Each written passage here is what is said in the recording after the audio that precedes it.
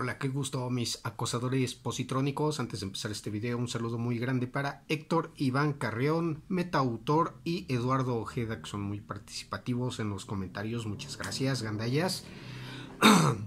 Bueno, pues vamos a hablar otra vez acerca de este gandalla, escritor Isaac Asimov. Ya en mi otro video que hice de acosando a Isaac Asimov mostré varios de sus libros que hablaban acerca de ciencia ficción, y uno de los libros que mostré fue una recopilación de cuentos de ciencia ficción que no habían sido escritos por él, pero Asimov más bien había fungido como un recopilador. Bueno, aquí hay otro que se me pasó por alto completamente. Es La Edad de Oro de 1942 a 1943. Santos cielo, vean, esta portada está bien fregona.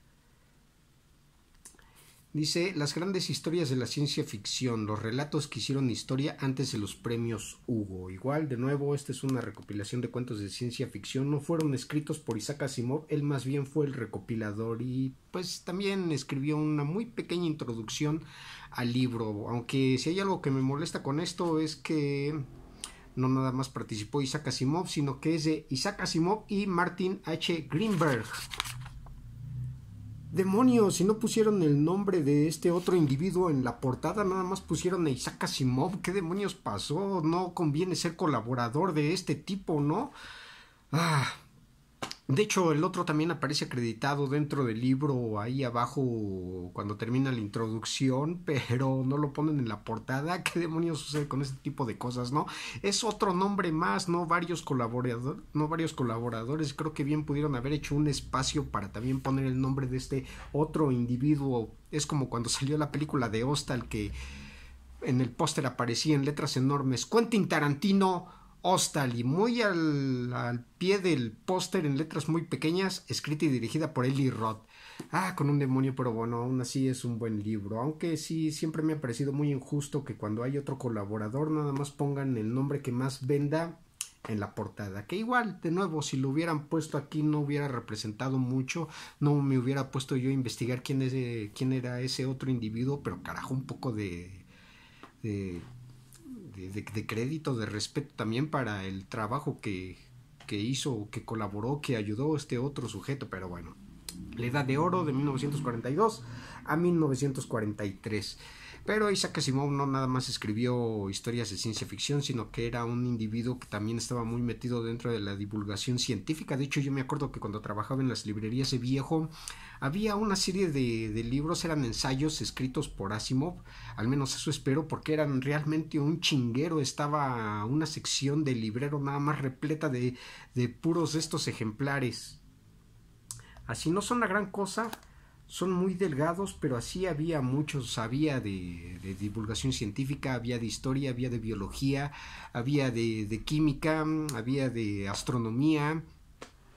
Carajo, había de muchísimas cosas, y de verdad no tengo idea de cuántos hayan sido de esta colección de Isaac Asimov acerca de temas ya más serios, más científicos, más escolares, por así decir. Pero eran muchísimos, y de verdad no tengo idea de cuántos eran, ni todos eran de temas variados. No nada más se enfocaban en una sola materia, sino que Asimov investigaba muy a fondo acerca de muchas cosas. Entonces es algo que pues sí es realmente impresionante, y cuando veía toda esa colección así en un librero toda junta se veía muy bonita y sí daban ganas de tenerla. Y yo honestamente sí llegué a pensar que debería de haber tenido algunos ejemplares, si no todos, al menos sí unos 10 o 20, pero poniéndome a pensar más detenidamente, de verdad creo que yo no hubiera leído tantos libros.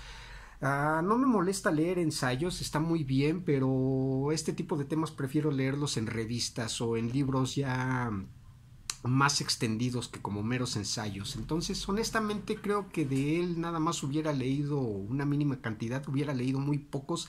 Más que nada era esa impresión de que todos juntos se veían muy bonitos, pero de nada sirve tener una colección completa o al menos extendida de algo que uno verdaderamente nunca va a consumir. Entonces, de todos esos ensayos que escribió Isaac Asimov, nada más tengo este, que es Los lagartos terribles y otros ensayos científicos. Es de la Alianza Editorial.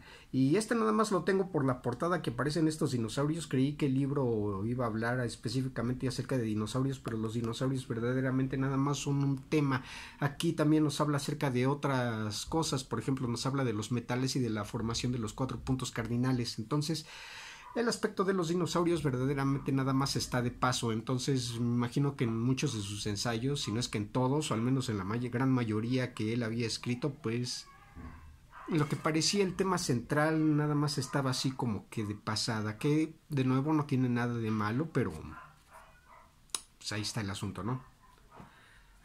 Los lagartos terribles y otros ensayos científicos. Pues ahí si ustedes son muy adeptos a la lectura y les gusta Isaac Asimov, pues de seguro tienen en su colección varios ejemplares de esta colección de Alianza Editorial, y si tienen otros temas que hayan salido acerca de este tipo de ensayos, pues pónganme en los comentarios cuáles tienen, cuáles leyeron y cuáles me recomiendan, y a lo mejor más adelante pues les doy un vistazo. Y aquí tengo otro que es Isaac Asimov, 100 preguntas básicas sobre la ciencia. Este sí está fregón, este sí me gustó. Este es uno de los primeros libros que leí de ciencia cuando yo apenas me estaba metiendo dentro del ámbito de la lectura. 100 preguntas básicas sobre la ciencia. Bueno, en este libro Isaac Asimov hace una recopilación de cuando él trabajaba en una revista llamada Science Digest. Y en alguna ocasión en esta revista respondían preguntas científicas que mandaban los lectores. Entonces me parece que su editor o algo así le dijo a Asimov que por qué no se rifaba a hacer algunas de estas respuestas. Y Asimov aceptó, pero dijo con que sea nada más de vez en cuando, pero ese de vez en cuando se terminó convirtiendo en 8 años en las que Asimov estuvo respondiendo a las preguntas científicas que mandaba esta gente. De hecho, la sección terminó llamándose Asimov Responde. Entonces el gran atractivo era de que Isaac Asimov estaba respondiendo estas preguntas científicas. Entonces lo que aquí más que nada se hizo fue que Isaac Asimov recopiló una serie de preguntas que le habían mandado para esta revista, y pues son las que vienen aquí incluidas en este volumen. Sí, son preguntas ya un tanto básicas, a lo mejor muchas podrían ser un poco decepcionantes, a lo mejor otras podrían pecar de ser muy ingenuas, a lo mejor otras podrían ser consideradas muy básicas dependiendo de qué tanto dominen ustedes este tema de índole científico. Aquí nos podemos encontrar preguntas como que ¿cuál es la velocidad de la luz? ¿Qué hay más allá del universo? ¿Qué pasa cuando una fuerza indestructible se enfrenta a un objeto inamovible? De qué trata la teoría de la relatividad de Einstein y cosas así. Entonces en este tipo sí depende de cada quien si te guste o no te guste este libro. A lo mejor probablemente cuando lo leas las preguntas te parezcan de nuevo muy ingenuas, pero de nuevo me parece muy entretenido, me parece muy divertido. Isaac Asimov tiene muchos sentidos del humor al responder ciertas cosas, y en su narrativa también se nota que el hombre está disfrutando lo que está haciendo. Entonces, en ese aspecto, no nada más por ser fan de Isaac Asimov deberían de leer este libro, sino que por sí mismo es muy interesante, es muy divertido, es muy entretenido y vale muy bien lo que tiene, ¿no? Caray. Eso sí, no estoy muy seguro con respecto al título. Dice 100 preguntas básicas sobre la ciencia, pero aquí hay una pregunta que se divide en dos. Por ejemplo, si se divide en dos, entonces verdaderamente hay 99 preguntas, ¿no? Dice, ¿por qué la materia no puede moverse más deprisa que la velocidad de la luz? Parte 1. Esta es la pregunta 48, y la pregunta 49 es ¿por qué la materia no puede moverse más deprisa que la velocidad de la luz? Parte 2. Carajo, es la misma pregunta pero dividida en dos partes. Entonces nos quedaron a deber una pregunta con un demonio. Aunque igual no sé, hay otras preguntas que dentro de la misma pregunta formulan dos, entonces es como si el que Isaac Asimov estuviera respondiendo al 2 por 1 o algo así. Entonces a lo mejor verdaderamente somos ganones y nos llevamos más. Por aquí debe de haber alguna. Por ejemplo aquí la pregunta 86 que dice ¿qué es el hidrógeno metálico y cómo puede ser el hidrógeno metal? O sea, aquí ya son dos preguntas, entonces bueno, pues ya se compensa esa que nos quedó a deber. Aquí también hay otra que es la pregunta 89, ¿qué son las pilas de combustible y qué ventajas presentan en la generación de electricidad? Ok, está bien, a lo mejor mi crítica quedó de más, no nos quedaron a deber ninguna pregunta. También hay que decir que las respuestas que da Isaac Asimov son directas, son fáciles de entender, con una narrativa muy sencilla. Es como lo que hacía Stephen Hawking con sus libros de divulgación científica, que él lo hacía de manera fácil, fácil de comprender para los lectores que no fueran científicos y que no dominaran ese tipo de temas. Entonces él no nada más quería que los que ya se la supieran de todas, que fueran bien chipotles, lo pudieran comprender, sino que cualquier tipo de persona que pudiera tener el libro en sus manos, pues lo pudiera leer sin bronca alguna, y eso también es algo muy de admirar. Ah, carajo. De hecho, en algún momento Isaac Asimov aquí pone que disfrutó haciendo esta recopilación de preguntas y que dependiendo de si él todavía seguía trabajando en esta revista y si seguía respondiendo a estas preguntas para el Science Digest, probablemente más adelante se iba a animar para hacer otro volumen con otras 100 preguntas y le pondría de título Isaac Asimov sigue respondiendo o algo así, no sé. Es el único que tengo, de verdad no tengo idea si sacó otro libro, si continuó trabajando en esta revista científica, no lo sé, pero yo me pongo a pensar y creo que hubiera sido más genial que Isaac Asimov hubiera hecho una recopilación de 100 preguntas estúpidas. Que ya sé que muchos dicen que no existen las preguntas estúpidas, pero por favor, de verdad existen. Entonces me hubiera gustado mucho que Isaac Asimov hubiera puesto una recopilación de las preguntas más idiotas que la gente le hubiera mandado, ya hubieran sido hechas a propósito o no, pero bueno, está bien. Por ejemplo, ahí pónganme también en los comentarios qué tipo de pregunta idiota con respecto a la ciencia hubiera sido divertido preguntarle a Isaac Asimov.